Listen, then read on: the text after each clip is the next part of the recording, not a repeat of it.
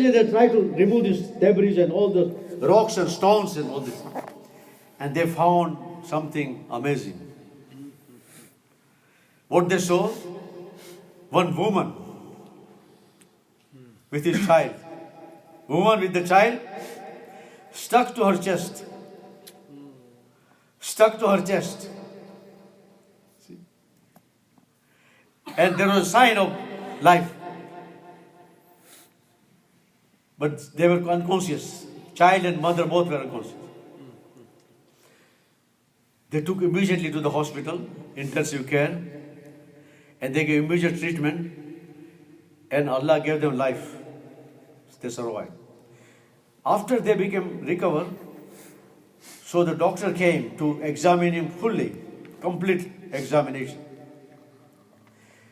So they found something very amazing, which they never saw before. What they saw is the mother's, all the fingers of the hands, they were chewed like somebody has beaten. Like somebody has beaten. All the fingers are chewed out. So the doctor didn't know what happened. They couldn't diagnose. So when woman came into consciousness, so they asked, what is this? We don't understand. So she said, when earthquake happened, I was giving breastfeeding to my child at that time. And the big rock fell on us. And I kept holding the child to my chest to give the breastfeeding. And I kept giving the breastfeeding. And 2-3 days passed. No food, no water, nothing. So milk finished. And child started crying. Become restless. So she said, I became restless. I wanted this child to remain alive. Whether I die, I don't care, but I wanted child to remain alive. So no selfishness. She knew that she cannot make it. She knew that she is going to die. But she wanted her child to be alive. Only for the sake of love, nothing more. So she said, I try my best to give breastfeeding, but there's no milk coming out. For 3 days, no food, no water, nothing. And my child became very restless, and I became more restless. So I started thinking, what should I do to give the life to my child, to make him peaceful? Then she said, it came to my mind that my milk finished, but I still have blood in my body. I still have blood in my body. I can give my blood to my child. So what she did, she said, I started chewing my fingers. It is so hard. It is so hard to bite your own finger with your own teeth. Just try it. Just try it for 1 minute. 1 minute, you cannot do it. Human bite is very dangerous. Human bite is very dangerous. When they come to the hospital with human bite, we admit the people. We admit the patient. It is worse than the dog bite. The human bite is worse than the dog bite. Very serious. And to bite with your own teeth, sometimes while you are eating, and all of a sudden by error, you chew your finger and immediately you take it out. Immediately. You cannot tolerate. So she said, I put my one finger and started biting with my teeth. Kept biting, till the blood started flowing. Till the blood started flowing, I put my finger in the mouth of my child became peaceful. I became peaceful.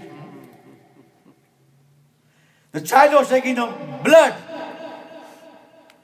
of mother. And she has no selfishness. Only for love.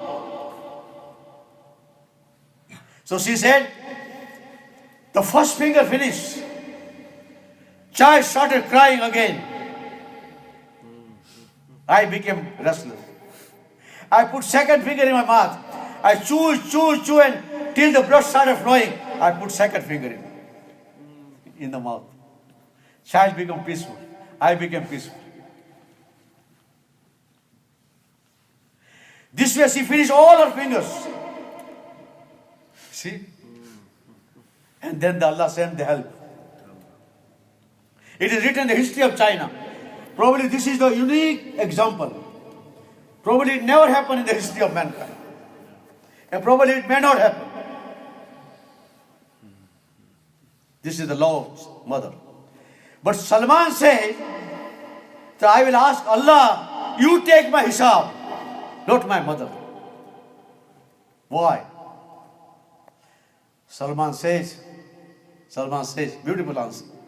Salman says, my mother is a creation. My mother is makhluk.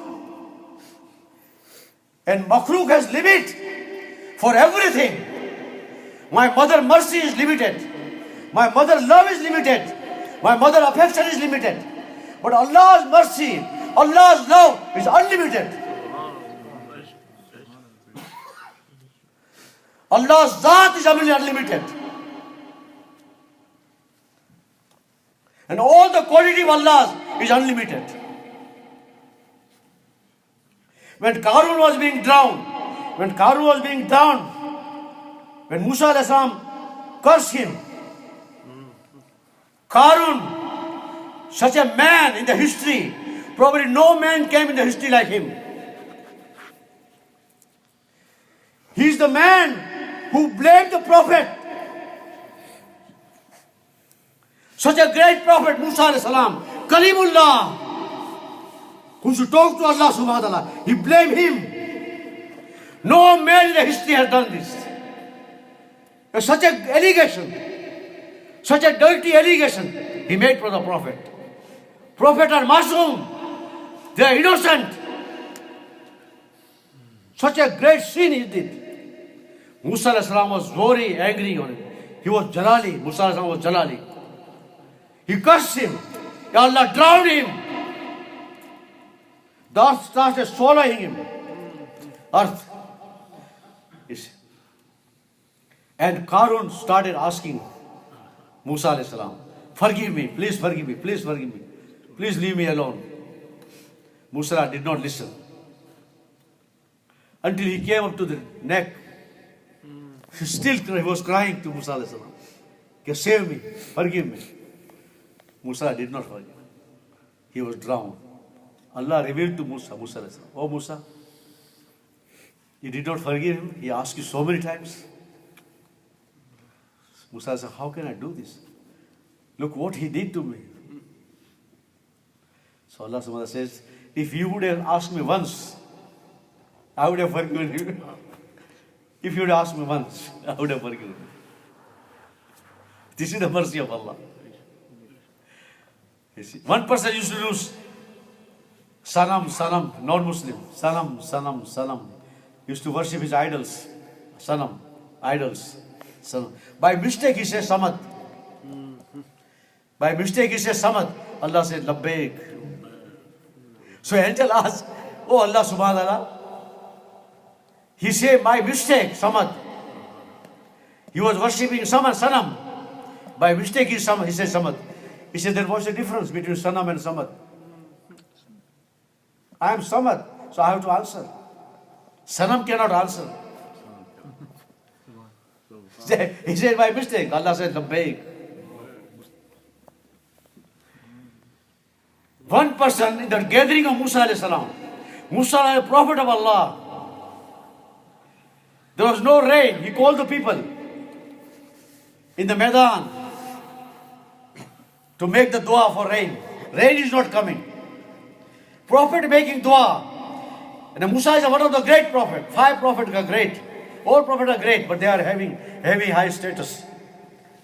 Like Ibrahim alayhi salam, Isa alayhi salam, Musa alayhi salam, Nuh alayhi salam, and Rasulullah salam. These 5 prophets, they are very high degrees, high categories. Musa is one of them. He's making dua in front of Allah subhanahu wa ta'ala with all the people. Rain is not coming. Musa was surprised. How come Allah subhanahu wa ta'ala does not listen to our dua? Allah revealed to Musa alayhi salam, oh Musa, there's one person in the gathering, he's a sinner. He's a sinner. Oh, chugli khor. He used to convey the message of the fault of some people. Unless this person moves out from the gathering, rain will not come. So Musa announced to the crowd that there is one person in the gathering, he is a sinner, and Allah subhanahu wa ta'ala will not send the rain until this person moves out from the gathering. Then Musa waited for a while. He kept looking at the gathering, nobody is moving. Nobody moved out. Quite some time passed. And all of the rain started pouring. Started. Musa was surprised. Allah subhanahu wa ta'ala said that unless that person moves out, rain will not come, and this is pouring now. And nobody moved out. How come? So he asked Allah subhanahu wa ta'ala. Allah subhanahu wa ta'ala, you told me that he should move out. Nobody moved. He said, oh Musa, this man who made this sin, he made such a regret in his heart. He became so much shy and he became very remorse and sincere tawbah he made in his heart. Not openly even, just in his heart. I accepted this tawbah. I accepted this tawbah. And I sent the rain. The rain was stopped for this man, and rain started because of this man. In the beginning, Allah stopped the rain because of this man. And Allah sent the rain because of this man. Just he made sincere tawbah in his heart. See, how much Allah is forgiving. See, Allah has no limit. Our sins has limit. How much person can make sins? See?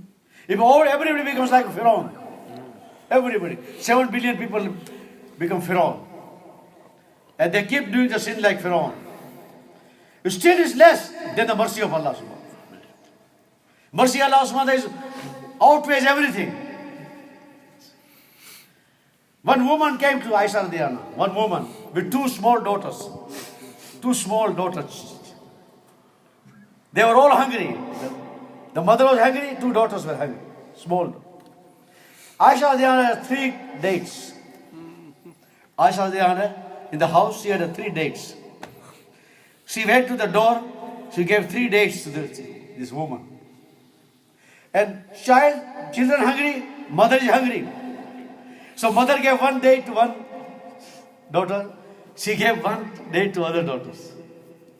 And once she started putting in her mouth. She was also very hungry. So when she was going to put in her mouth, both the daughters, they were so hungry, they grabbed this date from the mother. Aisha saw this. So mother, what she did? She was very hungry. She made 2 pieces. She gave half piece to one daughter, half piece to the other. And she remained hungry. Aisha was so much impressed with this incident. You see? Says, mother. So Rasulullah came. And she described this. I saw this woman. And she was hungry. And she could not take even 1 date in order to feed the babies. So Rasulullah said something in fact, okay, because of this mercy of the mother, Allah will give him Jannah. This mercy of mother, Allah will give her Jannah. Allah is more merciful than anything. And the real mercy of Allah subhanahu wa ta'ala is in Jannah. Real mercy. Here is just sample. But real mercy of Allah subhanahu wa ta'ala in Jannah. And the real anger of Allah, real azab of Allah in hellfire. So if anybody wants to see the mercy of Allah, he must go to Jannah to see the mercy of Allah. Otherwise he cannot really appreciate the mercy of Allah. This work of da'wat is a mercy. Work of da'wat is nothing but a mercy for the whole mankind. You go door to door, asking nothing for the people. Nothing for the people. You spend your own money, your time, your life, your energy, everything, just to get the person to Jannah. No other motive. In Azra illa ala Rabbil Alameen. All the Prophet will say, we don't ask anything from you. Our ajr, our reward from Allah subhanahu wa ta'ala. This work Allah has given, Dawat Tabligh, is very close to Sunnah of Nabi Sallallahu Alaihi Wasallam. Is to move around, shop to shop, gate to gate, door to door, man to man. He walked to Taif, about 60 kilometers. No GPS, no car, no highways, no bus, no train, all jungles and the stones and mountains. 60 kilometers. He walked to Taif. What for? Only to get the people in Jannah. Nothing else. That's why he's Rahmatul lil Alameen. Mercy for the whole mankind. What is Alameen? We should understand. When we say Rahmatul lil Alameen, what does it mean? The ulama said the Alameen means everything beside Allah. Everything beside Allah is Alameen. Jibreel is Alameen. Mikael is Alameen. Jungle is Alameen. Sky is Alameen. The star is Alameen. Galaxy is Alameen. Everything, what you see, what you don't see, is Alameen. Only Allah is Allah. And Rasulullah was Rahmatul Alameen. May mercy for the whole mankind and whole whatever you see and what you don't see. This is his fikr and concern, how mankind can be saved from the hellfire. Because we have not seen the hellfire, he has seen the hellfire. The moment person will enter, the moment he will enter, his skin will come out. Can you imagine what kind of fire is this? The moment he will enter, his skin will melt. That's not the end. Allah will give another skin. Every day about 100 skin will change. Every time Allah will use new skin, it will melt. Allah will give another skin. People burn in this fire of dunya. Burn in dunya fire, which is 70 times less than the hellfire. What doctor does, you know that? That man who has a third degree burn goes up to the bones. Third degree burn goes up to the bones. And it affects the nerve endings. It is so painful. It's so painful. The doctor has no choice. Doctor has no choice. But what they do? No injection, no medicine can help. So what doctor does? You know what they do? They make the person unconscious. They induce the coma. Doctor induced the coma to stop crying.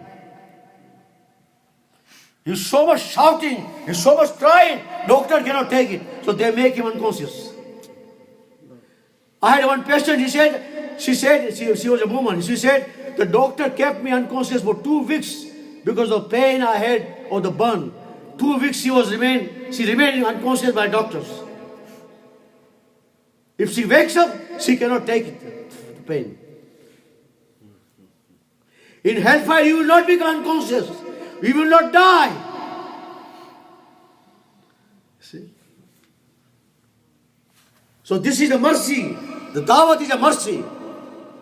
Going door to door. Tell the people, go to masjid, Allah will save you.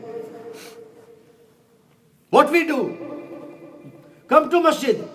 Obey Allah. Follow Rasulullah. Allah will give you good life forever and ever. See? Whosoever will do this work, Allah will love him. See? In election, when the election takes place, there are 2 kinds of voters. The people